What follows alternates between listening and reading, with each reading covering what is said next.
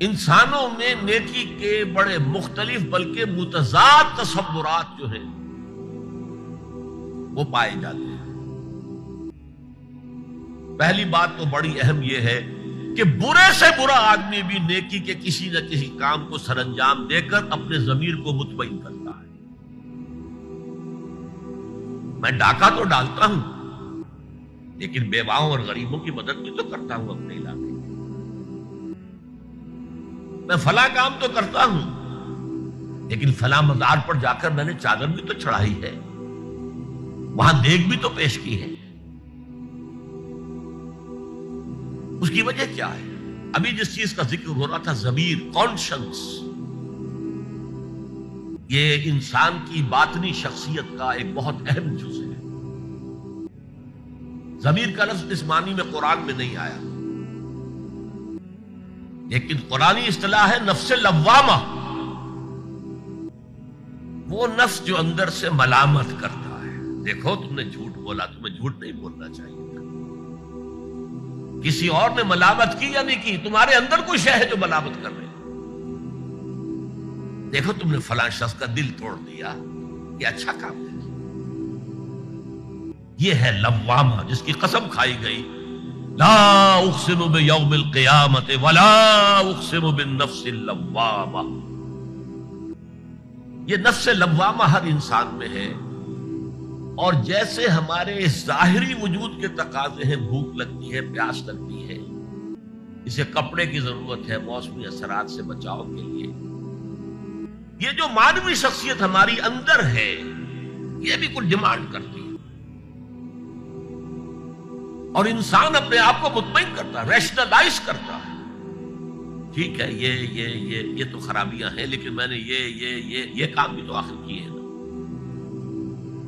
یہ انسان کی ایک لازمی ضرورت ہے، اپنے ضمیر کو مطمئن کرنا۔ اب دیکھیے ہمارے ہاں کے مختلف طبقات میں مختلف تصورات ہیں نیکی کے جو رائج ہیں۔ ہمارے ہاں ایک مذہبی طبقہ ہے جس کے نزدیک اصل اہمیت ریچولز کی ہے، عبادات کی ہے، رسومات کی ہے۔ معاملات میں وہ دھوکہ دے رہے ہیں، سودا کر کے پھر گئے، ان کے دلوں میں نرمی نہیں ہے، سائلوں کو دھتکارتے ہیں، لیکن ایک اعتبار سے بہت نیک ہے، سودی کاروبار کرتے ہیں۔ ٹھیک ہے بھائی، میں سودی کاروبار تو کرتا ہوں، میں نے مسجد میں تو بنوائی ہے، میں نے مسجد میں جھاڑ بھی تو لگوا دیا ہے، میں نے مسجد میں قالین بھی تو بچھوایا ہے۔ تو نیکی کا ایک تصور یہ ہے ہمارے یہاں۔ اس کے بالکل برعکس ایک تصور ہے جدید تعلیم یافتہ طبقات کا تصور۔ آپ نے بارہا سنا ہوگا گفتگو، بھائی اصل نیکی یہ ہے کہ کوئی کسی کو دھوکہ نہ دے، جھوٹ نہ بولے، وعدہ پورا کرے، اپنا فرض صحیح طور سے ادا کرے، کہیں ملازم ہے تو اپنے فرائض صحیح طور سے ادا کرے۔ باقی رہ گئی نماز روزہ، یہ تو انفرادی باتیں ہیں، یہ کوئی کرتا ہے تو اپنے لیے، نہیں کرتا ہے تو کوئی بات نہیں۔ یہ دونوں ایک دوسرے کے بالکل برعکس تصورات ہیں، اور یہ ہمارے معاشرے میں جدید تعلیم یافتہ طبقات کا تصور نیکی اور ہمارے قدیم علماء اور ان کے زیر اثر جو عوام ہیں ان کے تصور نیکی میں یہ زمین و آسمان کا فرق ہے۔ آپ کو معلوم ہے کہ اپنی جسم فروش عورتیں جو ہیں وہ بھی نیکی کا کوئی نہ کوئی کام کرتی ہیں۔ آپ دیکھیں گے محرم میں سیاہ کپڑے پہن کے جلوس کے آگے آگے جا رہی ہیں، سبیلیں لگا رہی ہیں،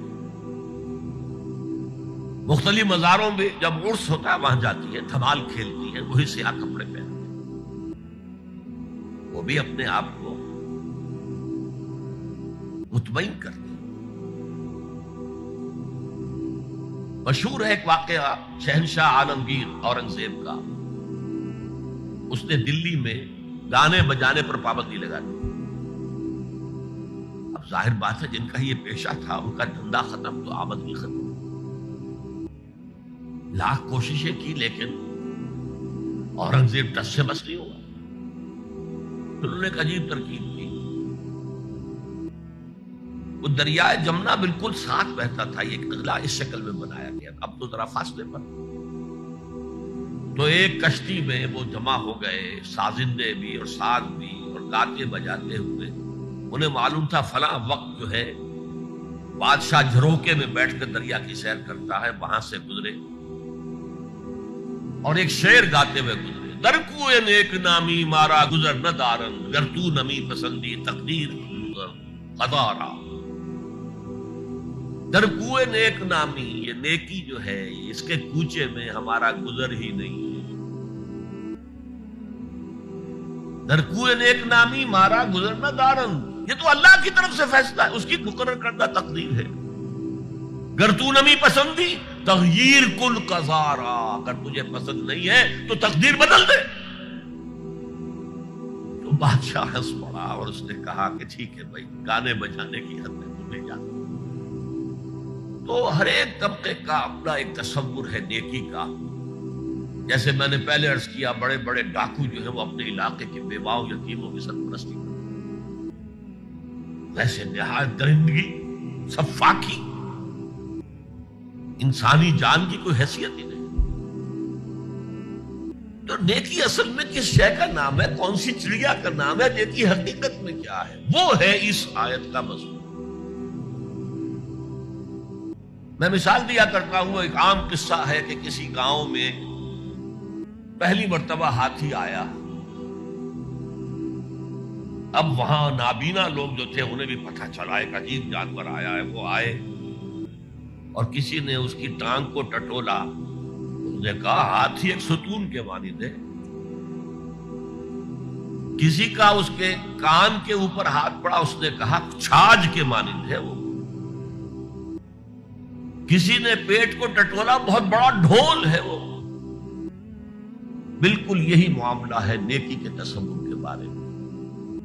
اڑائے کچھ ورق لالے نے، کچھ نرگس نے، کچھ گل نے. چمن میں ہر طرف بکھری ہوئی ہے داستان میری. کسی نے نیکی کا ایک حصہ لے لیا، کسی نے دوسرا لے لیا، کسی نے تیسرا لے لیا. وہ مکمل سراپا نیکی، حقیقی نیکی کس میں ہے، یہ ہے اس آیت کا مضمون.